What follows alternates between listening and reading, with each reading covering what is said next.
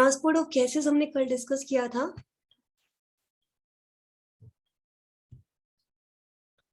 Transport of gases में I have told you many times कि आपको हीमोग्लोबिन के बारे में करना है कि कैसे हीमोग्लोबिन ऑक्सीजन को और कार्बन डाइऑक्साइड को ट्रांसपोर्ट करता है। ठीक है, ऑक्सीजन जो है वो दो फॉर्म में जाती है, 3% डिजॉल्व फॉर्म में, 97% in the bound form with the haemoglobin, मतलब ऑक्सीजन हीमोग्लोबिन के साथ बाइंड करती है।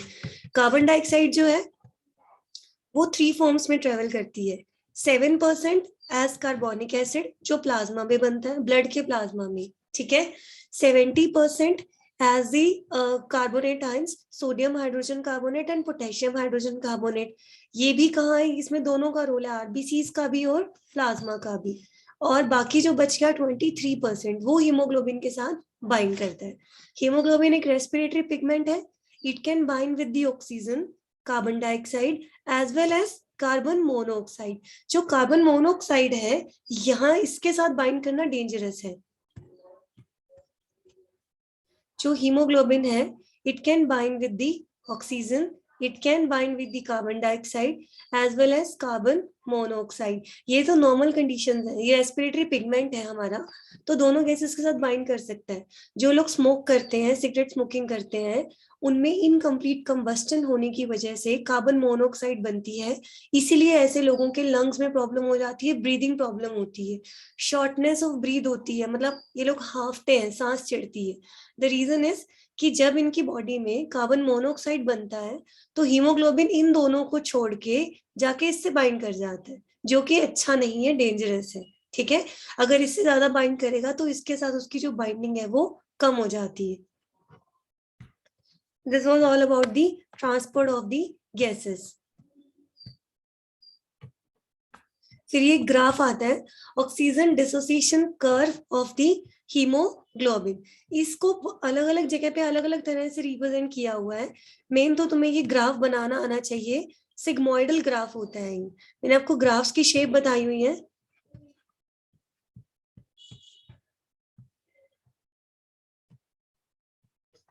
अगर जो ग्राफ है वो इस तरह से बनता है, हम इसको कहते हैं बेल शेप ग्राफ।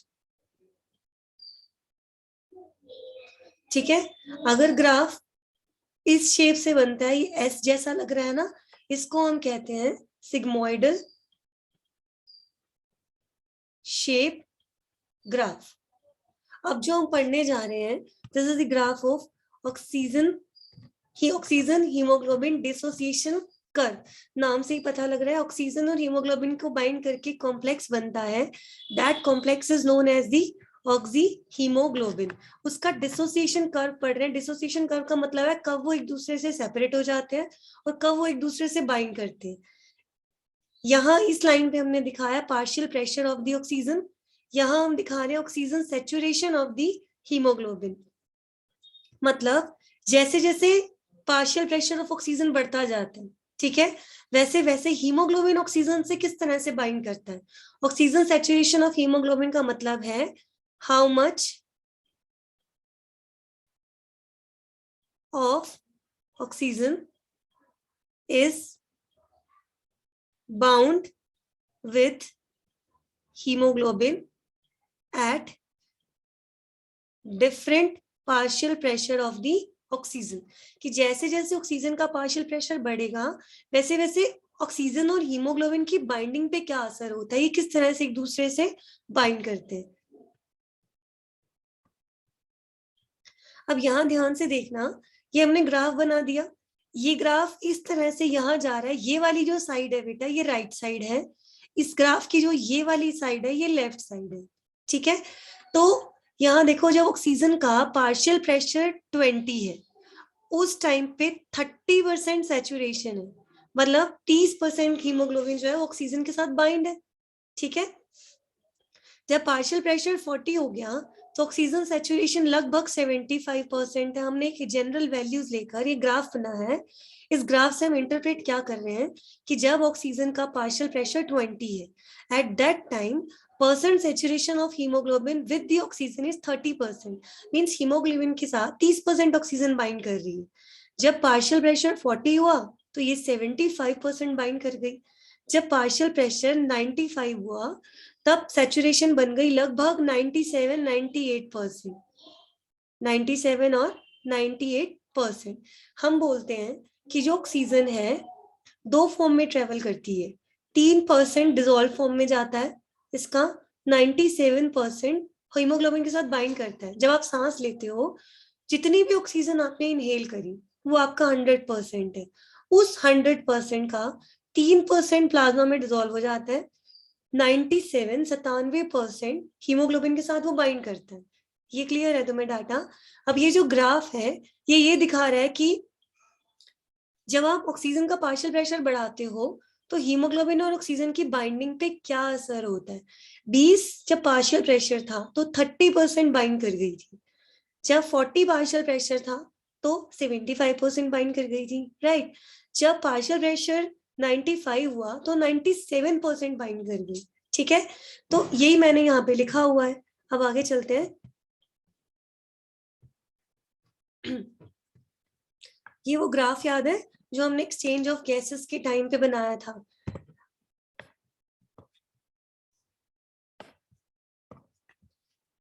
इस ग्राफ के अकॉर्डिंग ये जो डायग्राम हमने बनाया था, ये जब एल्वियोलाई से ऑक्सीजन यहाँ आती है, ये वाला डीऑक्सीजनेटेड ब्लड है, इसका पार्शियल प्रेशर सिर्फ 40 था। जब इसने ऑक्सीजन रिसीव करी तो पार्शियल प्रेशर 95 हो गया, ठीक है। तो ग्राफ क्या कहता है कि जिस टाइम पे,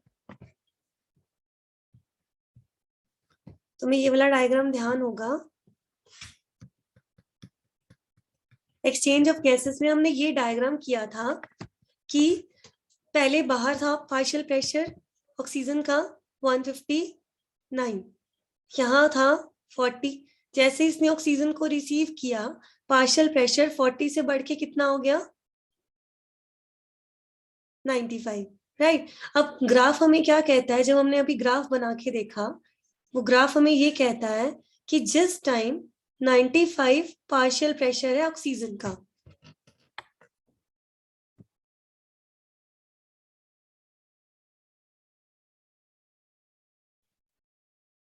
जिस टाइम ऑक्सीजन का पार्शियल प्रेशर 95 है, उस वक्त परसेंट सैचुरेशन कितनी थी, 97%।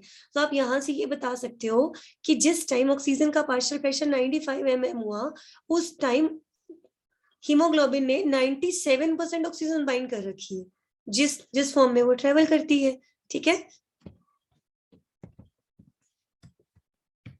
यहाँ पे ये ऑक्सीजनेटेड ब्लड है, ठीक है। इस तरफ कौन सा ब्लड है, डीऑक्सीजनेटेड ब्लड, पल्मोनरी आर्टरी और यहाँ पल्मोनरी वेन है। यहाँ ऑक्सीजन है, टिश्यू में ऑक्सीजन का पार्शियल प्रेशर कितना है, 20।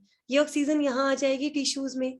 यहाँ पे जब डीऑक्सीजनेटेड जो ब्लड है इसका पार्शियल प्रेशर 40 है, 40 पार्शियल प्रेशर पर सैचुरेशन कितना होता है, 75%। ये ग्राफ क्या कहता है कि जिस टाइम पार्शियल प्रेशर 40 होता है परसेंट सैचुरेशन इज 75%। ये वैल्यूज ग्राफ बना दिया हमने, ये वैल्यू करके देख ली कि 20 पार्शियल प्रेशर पे 30% सैचुरेशन है, 40 पे 75% है, 95 पे 97% सैचुरेशन है। फिर हमने यहाँ पे वापस गए, जो हम एक्सचेंज ऑफ गैसेस पढ़ रहे थे उसमें हमने देखा कि जहां पार्शियल प्रेशर 95 था वहां तो 97% सैचुरेशन है, हमने ग्राफ से पता लगा लिया। जहां पे 40 पार्शियल प्रेशर है वहां पे परसेंट सैचुरेशन 75% है। तो इसका मतलब आप ये नहीं कह सकते कि जो डीऑक्सीजनेटेड ब्लड है that is devoid of oxygen. आप ये बिल्कुल भी नहीं कह सकते कि इसके पास ऑक्सीजन नहीं है, it do have the oxygen, और वो भी कितना, 75% सैचुरेशन। हम कहते हैं कि हमने पहले पिछले टॉपिक में हमने पढ़ा था कि 19.8 ml of oxygen is transported by 100 ml of the blood, ठीक है, जब 97% सैचुरेशन होती है। तो यहाँ पे कितना होगा, इसका 75% कितना हो जाएगा, 19.8 का 70% कितना हो जाएगा, 14.8। तो इसका मतलब डीऑक्सीजनेटेड जो ब्लड है वो भी बिना ऑक्सीजन के नहीं है, इतनी ऑक्सीजन तो वो भी लेके रखता है।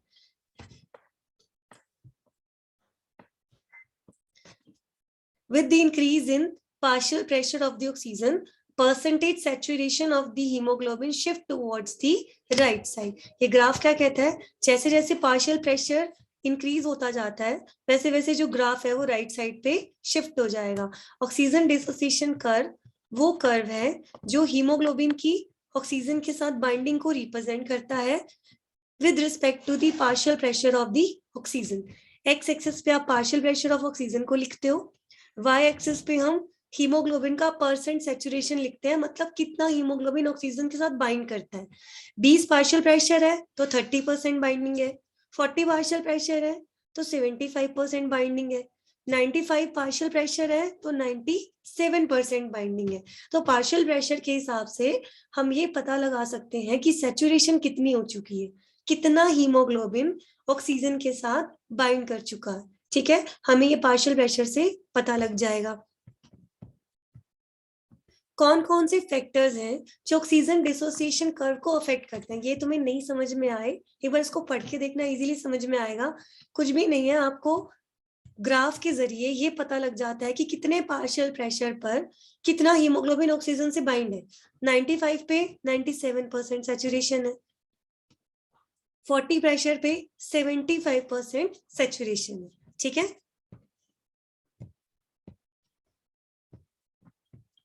कौन कौन से फैक्टर्स हैं जो इस ग्राफ को अफेक्ट करते हैं. सबसे पहला है partial pressure of the carbon dioxide. With the increase in partial pressure of the carbon dioxide, oxygen dissociation curve bends towards the right. जैसे जैसे CO2 का प्रेशर पड़ेगा, ज्यादा बढ़ेगा, वैसे वैसे जो ग्राफ है वो राइट को शिफ्ट हो रहा है. राइट को शिफ्ट होने का मतलब है percent saturation of haemoglobin with the oxygen become less.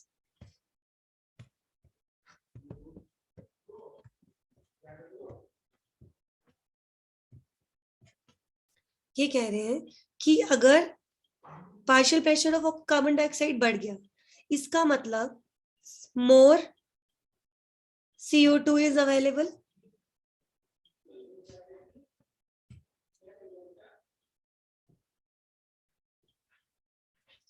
For hemoglobin, more CO2 is available का मतलब है less oxygen is available for the hemoglobin. तो जो ग्राफ है it shifts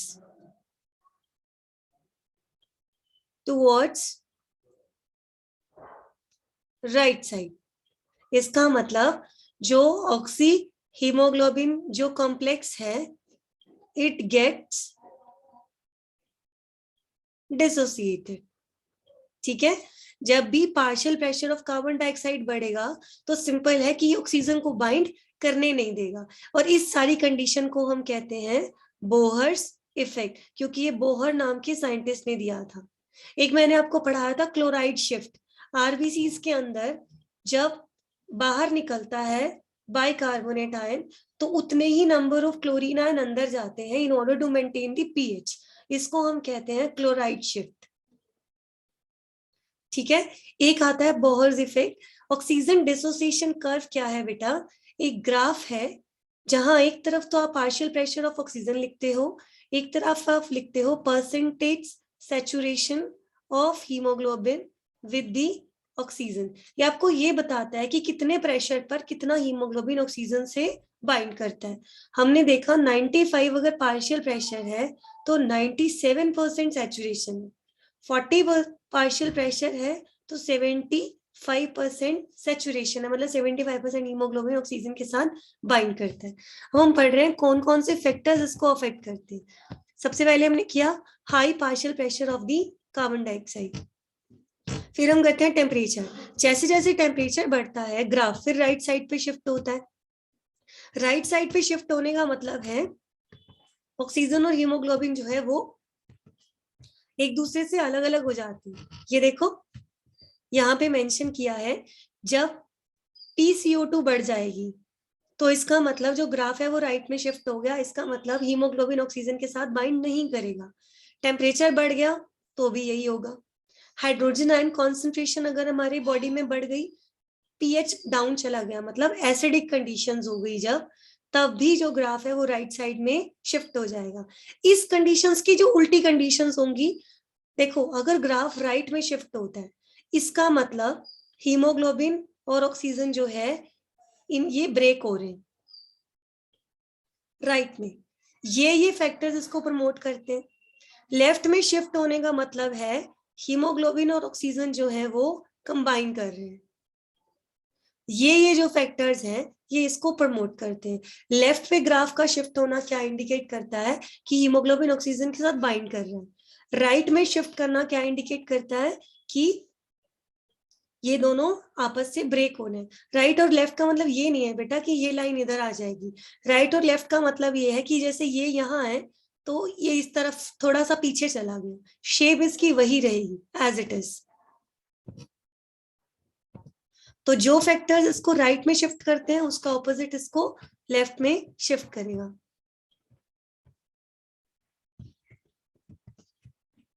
टेम्परेचर, पीएच और कार्बन डाइऑक्साइड कंसंट्रेशन, मतलब high CO2 pressure, high temperature, low pH, it causes oxygen dissociation of the oxyhemoglobin complex and makes the hemoglobin available for the carbon dioxide। ये तीनों conditions haemoglobin और oxygen को तो break कर देंगी, ठीक है। ये जो हीमोग्लोबिन और ऑक्सीजन का कॉम्प्लेक्स बना है इसको तो देंगी तोड़। अब हीमोग्लोबिन जो है वो किससे बाइंड करेगा, जाके CO2 से अंडर दीज कंडीशंस। इनका उल्टा वो क्या करेगा, ऑक्सीजन से बाइंड करेगा, ठीक है। तो ये था ऑक्सीजन डिसोसिएशन कर्व के बारे में।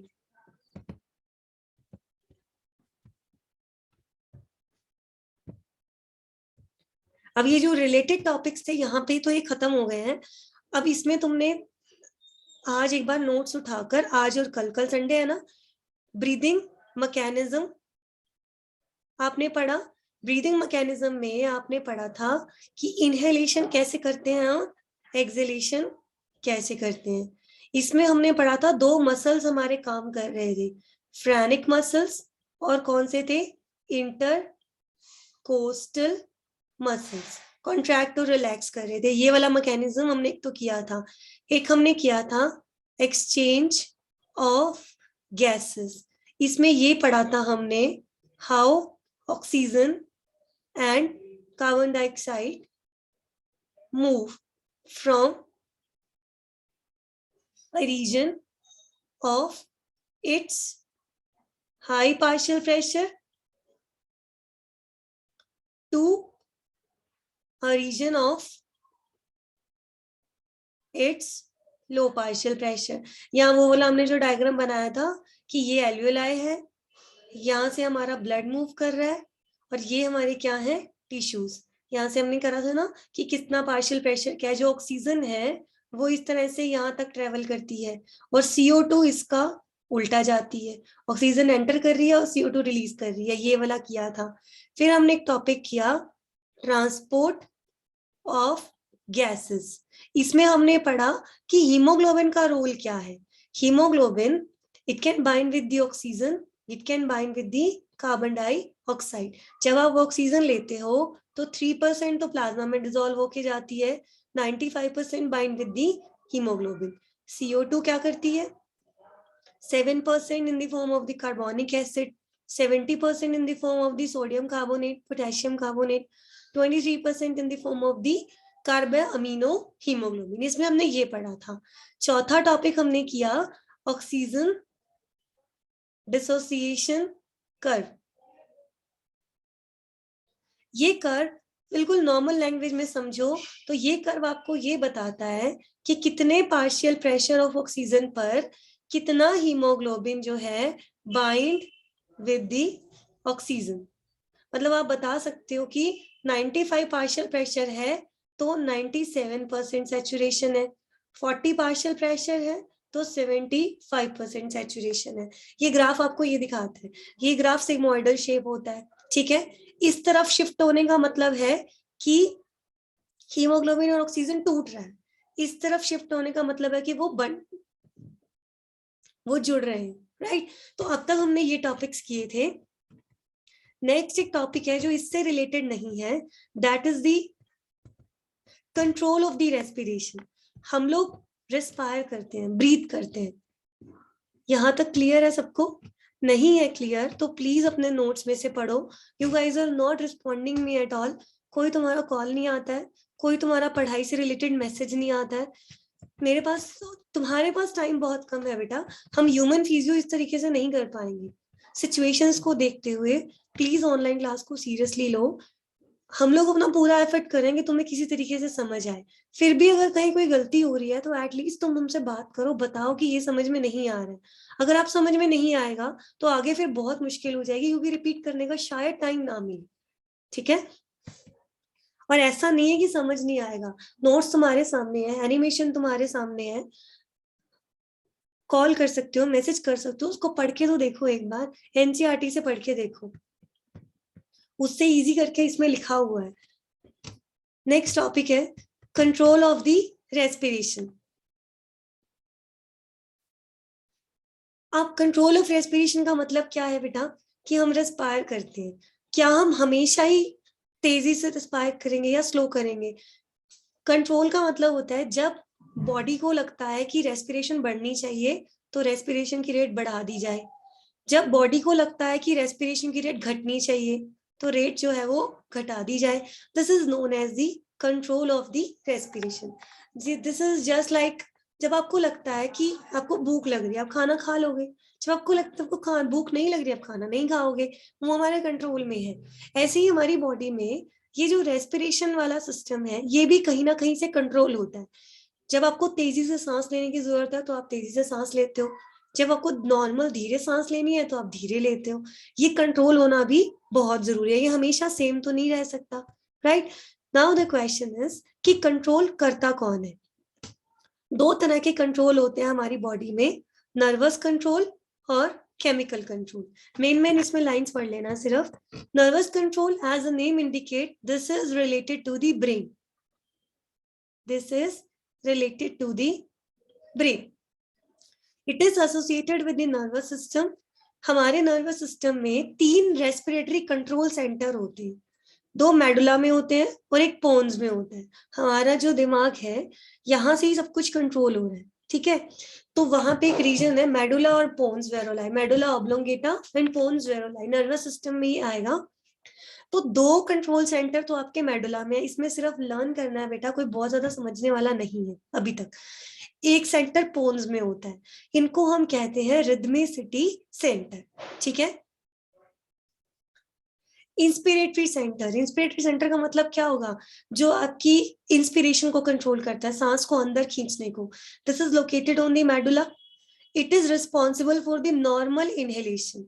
जब आप नॉर्मल सांस ले रहे हो, नॉर्मल आप बैठे हो, कोई एंजाइटी नहीं है आपको, भाग नहीं रहे हो, कोई हैवी काम नहीं कर रहे हो, नॉर्मल सांस ले रहे हो, बिल्कुल बोल भी नहीं रहे हो, वो जो नॉर्मल सांस लेना है उसको कौन कंट्रोल करता है, इंस्पिरेटरी सेंटर। ये कहाँ है, मेडुला में। और एक नॉर्मल सांस अंदर खींचने में आपको 2 सेकंड लगते हैं। आपका जो एक रेस्पिरेटरी साइकिल होता है वो 5 सेकंड का होता है। जब आप कुछ नहीं, जब आप नॉर्मल हो, आप एकदम शांत बैठे हो या सो रहे हो, ठीक है, कोई फिजिकल एक्टिविटी नहीं कर रहे हो, कोई भार नहीं उठा रहे हो, कोई भाग नहीं रहे हो, कोई स्टेयर्स नहीं चढ़ रहे हो, उस वक्त आपका जो रेस्पिरेटरी साइकिल है that is of 5 seconds. 2 second आप सांस अंदर लेने में लगाते हो, 3 सेकंड आप सांस छोड़ने में लगाते हो। ठीक है, आप चाहो तो इसको चेक करके भी देख सकते हो। आपकी रेस्पिरेशन को कंट्रोल करने वाला एक है नर्वस कंट्रोल, एक है केमिकल कंट्रोल। नर्वस कंट्रोल का मतलब है यहाँ हमारे दिमाग का रोल है। ठीक है, 3 सेंटर्स होते हैं, 2 मेडुला में एक पोन्स में। फर्स्ट इज इंस्पिरेटरी सेंटर, जो आपकी नॉर्मल सांस को कंट्रोल करता है। नॉर्मल सांस मतलब नॉर्मली सांस को अंदर खींचना, और इसमें कौन कितना टाइम लगता है, 2 सेकेंड्स लगते हैं। ठीक है, 3 सेकेंड एक्सपिरेशन में लगते हैं। फिर आता है एक्सपिरेटरी सेंटर।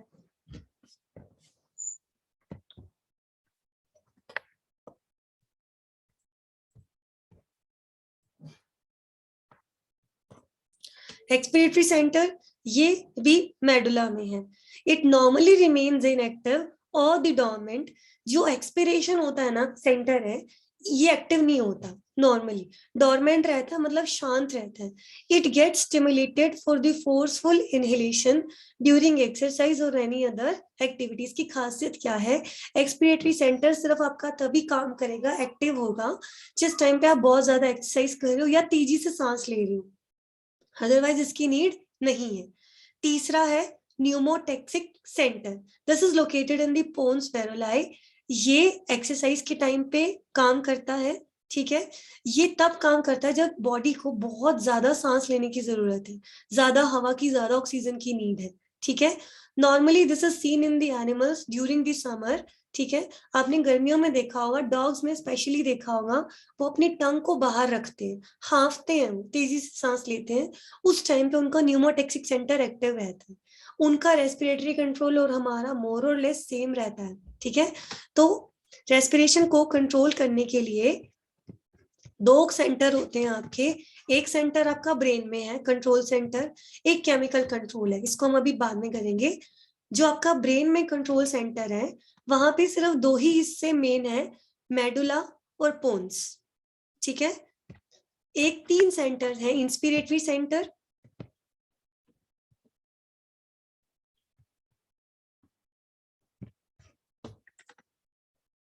तीन सेंटर्स हैं। One is inspiratory centre, another is expiratory centre, third is pneumotaxic centre. अब ये तो नाम से ही पता लग रहा है, इनहेलेशन में हेल्प करता है, ठीक है। मेडुला में लोकेटेड है, ब्रेन में 2 सेकंड लगते हैं इसको करने में, सांस को अंदर खींचने में। आपको ये लग रहा होगा कि एक्सहेलेशन में हेल्प करता है, ये ऐसा नहीं है। एक्सहेलेशन में हमें किसी कंट्रोल सेंटर की जरूरत नहीं है, वो अपने आप 3 सेकंड में बाहर सांस निकल आती है।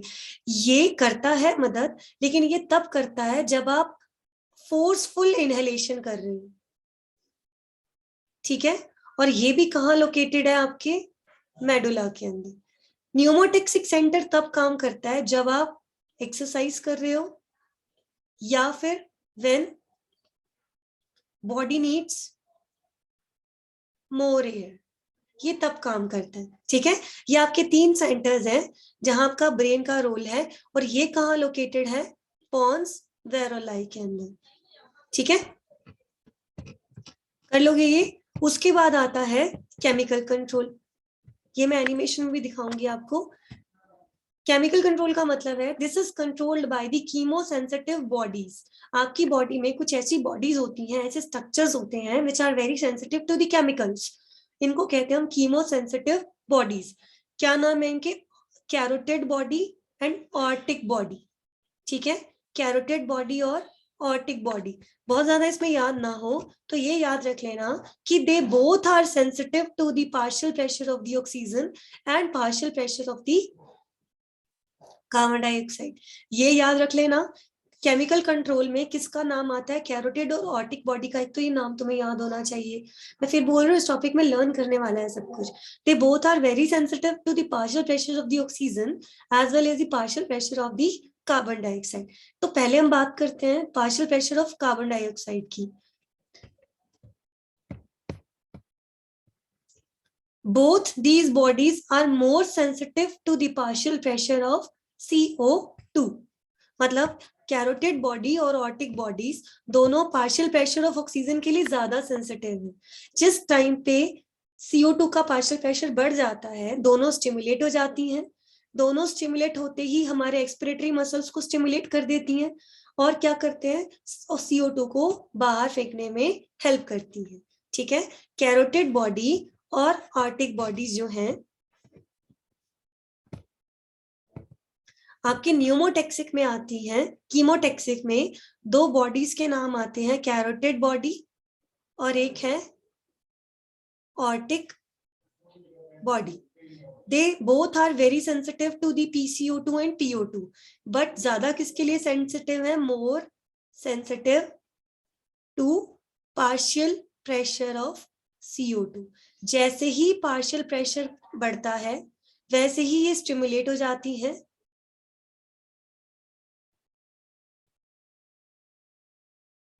और क्या करती है, expel the CO2 out of the body, ठीक है। आगे ऑक्सीजन की बात करते हैं। Both of these bodies are very less sensitive to the oxygen partial pressure, they are very sensitive to the hydrogen ion concentration. कोई बहुत ज्यादा इसमें लर्न करने समझने वाला नहीं है। 3 एरियाज हैं हमारे, medulla, pons and chemosensitive area. ये अलग अलग हमारी रेस्पिरेशन को कंट्रोल करने में हेल्प करते हैं। इस तरह से लिख सकते हो, मैं ये इमेज दे दूंगी तुम्हें आज। रेगुलेशन ऑफ द रेस्पिरेशन 2 तरह से है, केमिकल रेगुलेशन और neural regulation.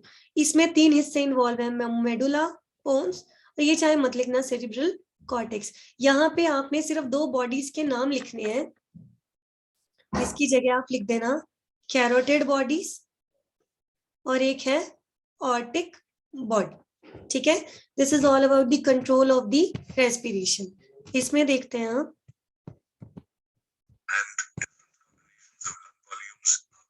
respiratory capacity. Let's discuss is the addition is called residual volume. We reserve volumes both it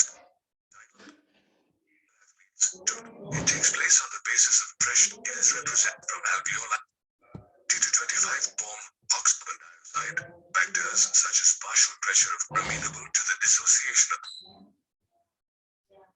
them and oxygen alveoli and water are formed carbon dioxide alveoli. The respiratory rhythm center includes the inspiratory center. एक second, यहाँ इस animation में दिखा है regulated by 3 hemoglobin releases approximately 4 milliliters of carbon dioxide to the alveoli. The respiratory rhythm is maintained by the human brain.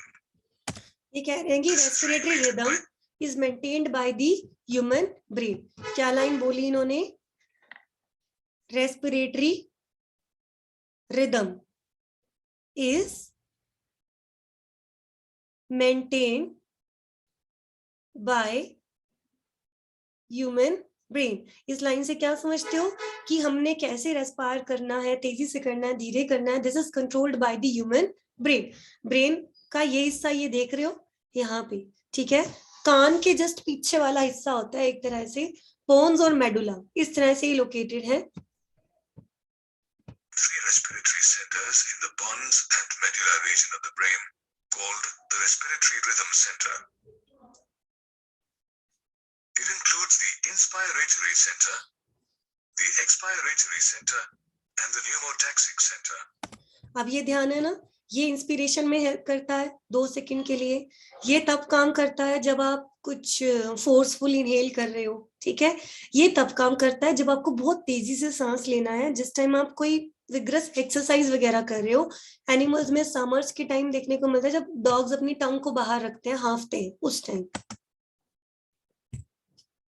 Neural signals from these centers can reduce the duration of inspiration and thereby alter the respiratory rate. यहाँ से signal जाता है lungs के पास। इसके हिसाब से जो lungs हैं, अगर तेजी से काम करना है तो तेजी से करेंगे, धीरे करना है तो धीरे करेंगे। वो कौन लेके जाता है सिग्नल? न्यूरॉन्स होती है, मोटर न्यूरॉन्स वगैरह, हम सेंसरी न्यूरॉन्स जो हमने किया था। The chemosensitive area adjacent to the rhythm center is highly sensitive to carbon dioxide and hydrogen ions. Chemosensitive area इसके बिल्कुल करीब प्रेजेंट होता है, न्यूमोटैक्सिक सेंटर से काफी दूर है, लेकिन एक्सलेशन सेंटर के बिल्कुल पास है।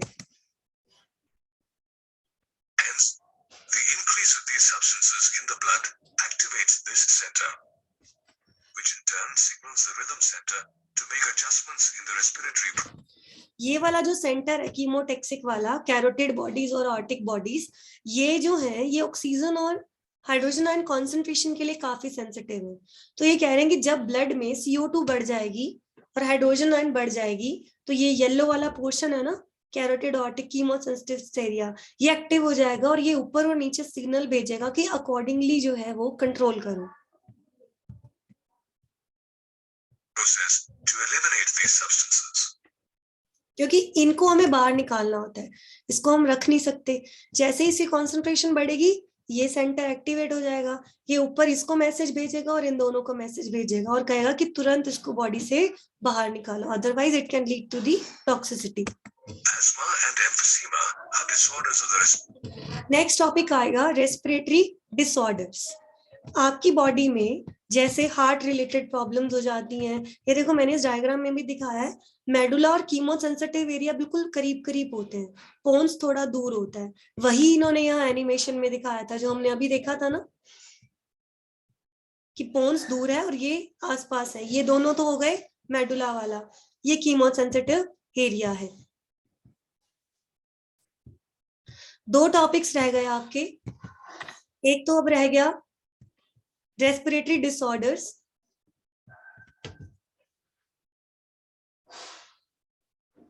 एक टॉपिक आपका रह गया रेस्पिरेटरी डिसऑर्डर्स, जिनको सांस की बीमारियां हो जाती हैं, एम्फाइसीमा है, अस्थमा है, अलग अलग बीमारियां हैं वो, और एक आपका टॉपिक रह गया रेस्पिरेटरी वॉल्यूम।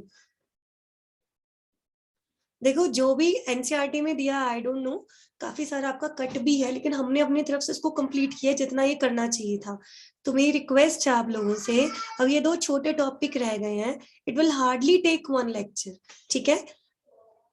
मंडे तक प्लीज जितना अब तक हुआ है उसे कंप्लीट कर लो, पढ़ लो, कोई डाउट है तो कल में डाउट ले लेना, क्योंकि ट्यूसडे से मैंने नेक्स्ट चैप्टर स्टार्ट कर देना है। टेस्ट भी मैं एक्स्ट्रा टाइम में लूंगी, क्योंकि हम अब टेस्ट के ऊपर या एक क्लास पूरी उस पर लगाएंगे नहीं, टेस्ट आपका एक्स्ट्रा टाइम में रहेगा, ट्यूसडे से नेक्स्ट चैप्टर स्टार्ट होगा।